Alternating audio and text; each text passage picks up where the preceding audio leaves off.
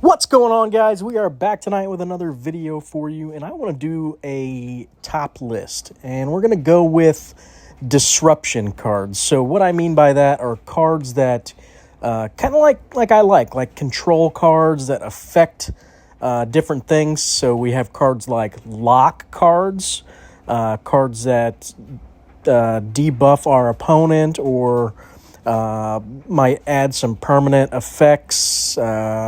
Basically, cards that really swing or disrupt what our opponent's doing.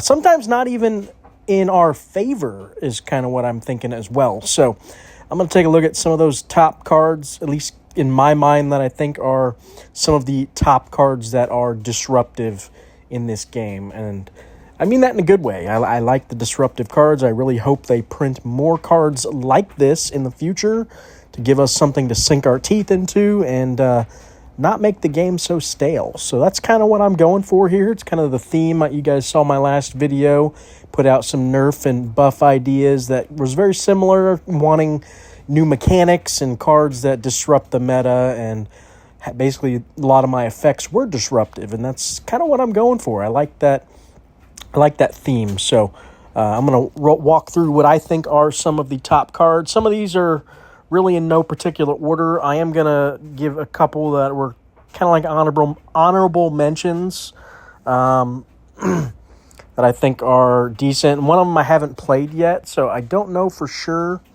but I think it is disruptive just because of what it does. So this web driver torso is the first one up. When drawn for every round you have lost this game, your opponent's cards lose 9 until played, so that is a disruptive effect right there. And what's interesting is it has this second ability that could disrupt you. So, and for every round you have won this game, your cards, wherever they are, cost +1 until played. So this card not only taxes you, but can also effectively ding your opponent, but you have to lose rounds. So it is disruptive also in that aspect, to where now I have to sacrifice early rounds, which now there's no guarantee I come back from that. So definitely an interesting card. I do like it. I think these are the kind of cards they need to print more of. Some really unique cards. High upside potential.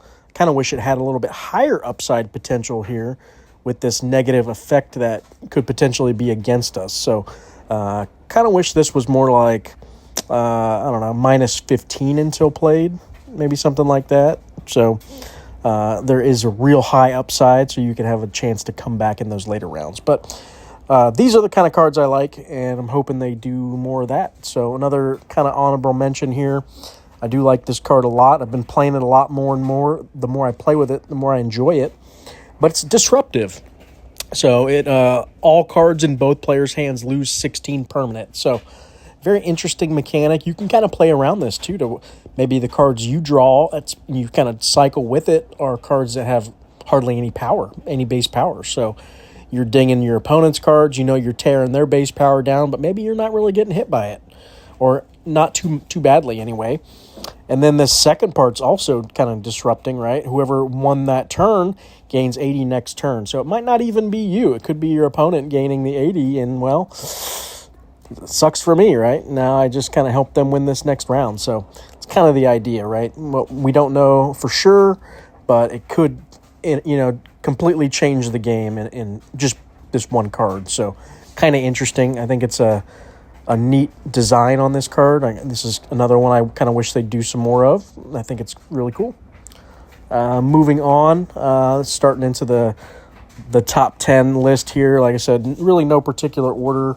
I am saving some of the better ones toward the end, I would say, that are probably higher tier kind of echelon, or however you say that freaking word. Higher tier cards, but higher caliber, but these ones I think are decent too. So a lot of you guys know I like this card a lot too. It's kind of a unique card. Christmas Truce. All cards, both players' hands lose 40 for the turn. So again, a little bit disruptive. There's a secret ability attached to this card too, where if it's played on turn 1 of the round, I think it's both players gain +3 energy. So now you're helping yourself and your opponent out with energy as well. And then once returned, a random card in your hand gains plus 120 next turn, and an opponent's random card gains plus 120 next turn. So this is kind of neat because if it's played in a disruptive deck with a lot of lock effects, let's say, you could essentially plus your opponent's, one of your opponent's locked cards plus 120 to where they can't even use the effect, but here you are still able to play out your card on the next turn. So to me, that's a little disruptive effect. I think it's really neat. So this is the kind of card I like for that. So, yep. Another one I think is kind of a different archetype here, moving into a taxing theme. This is like the only card we see like this, where we can target our opponent's energy regen permanent. There's no other card, I believe, in the game that does this. So this is very disruptive. Really, obviously 6 energies, very high cost to do it. Doesn't really get you a lot of power in the process, but we know taxing decks and energy drain decks really love this card, and it's very disruptive. So that's why it made the list. Let's check out another newer card that's kind of taken over lately. Roanoke Colony.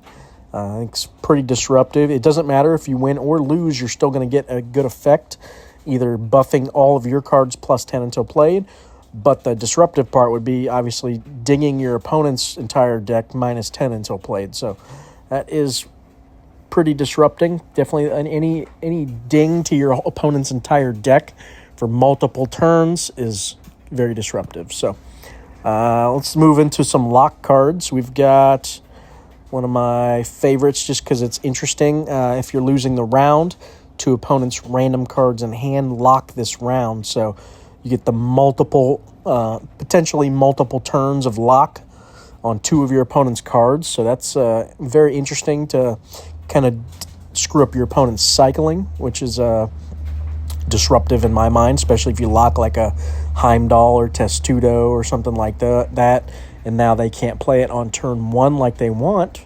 So, oopsie daisy, now they have to wait potentially a whole nother round to play the card.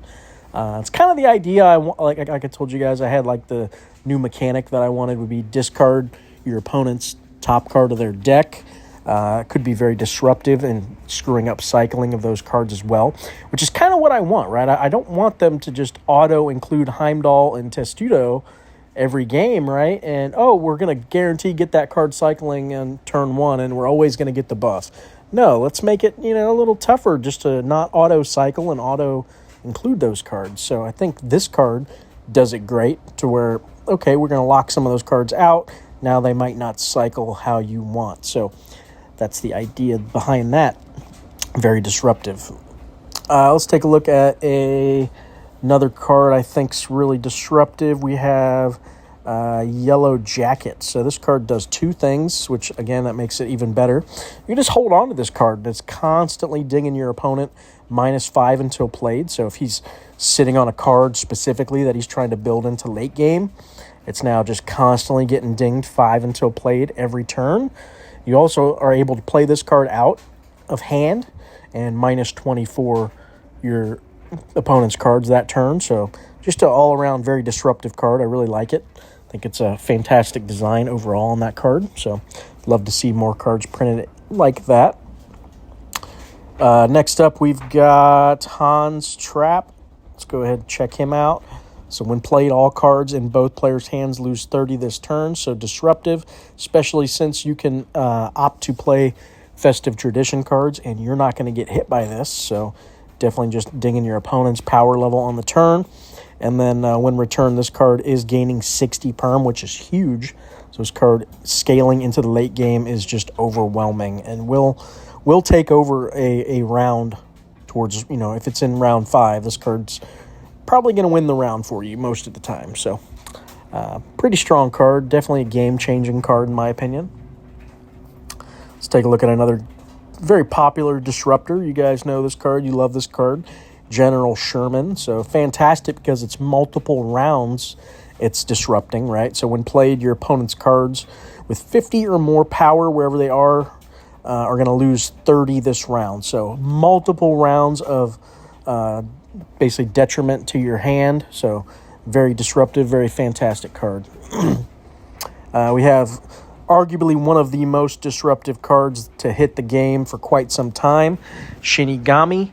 And you guys know it. It's basically backbreaking when you play a card down that is maybe a card like Terminator and you're expecting 300, 400, 500 power on the turn, and bam, it completely drops down to 0. So this card can single-handedly change the outcome of a turn and potentially the game. So very backbreaking, very disruptive, fantastic card, Shinigami. Let's take a look. This is arguably, in my mind, one of the most disruptive cards in the game. And I think it's a really neat design. And I don't know if you guys are going to agree with me or not, but I love this card. I think this card is completely underplayed, underutilized, but in my mind, super disruptive. So when drawn, you can gain 25 until this is returned to your deck. So basically, here's free 25 power. You're going to get it every turn if you just hold on to this card. Fantastic right there. Okay. Now, if I decide to play this card, and once it's returned, if it's before round 2, turn 2, a random card, both players' hands lock permanently. So right there, you've just destroyed your opponent's hand. You could have locked a crucial card, a key element to their deck, potentially. Locked it out. They don't even get to play it now.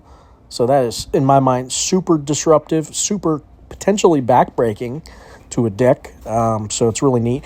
Granted, it is hitting a card in your hand, but you can play around that too. You could hold on to a card like Yellow Jacket at the time you play this, so you know you have a good chance of locking Yellow Jacket out, or Cusco, for instance, where you're just going to hold it anyway and just keep getting permanent power. So there's definitely cards to combo this off with, so you're not getting the card that you lock out. It's not really affecting you as badly.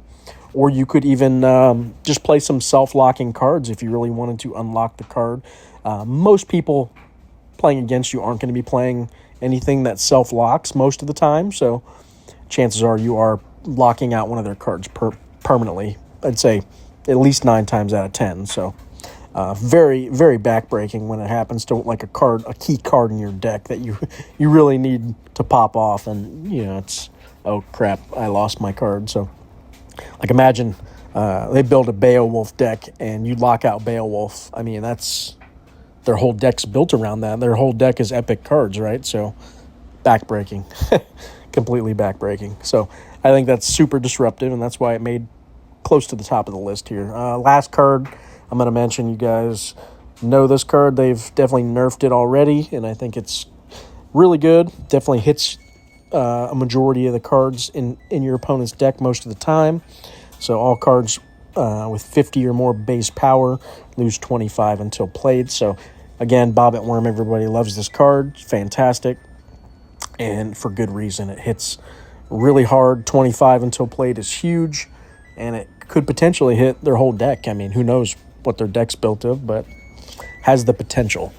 So all right, that's the list anyway. That's what I came up with just off on the fly here. So some of my picks for top disruptive cards.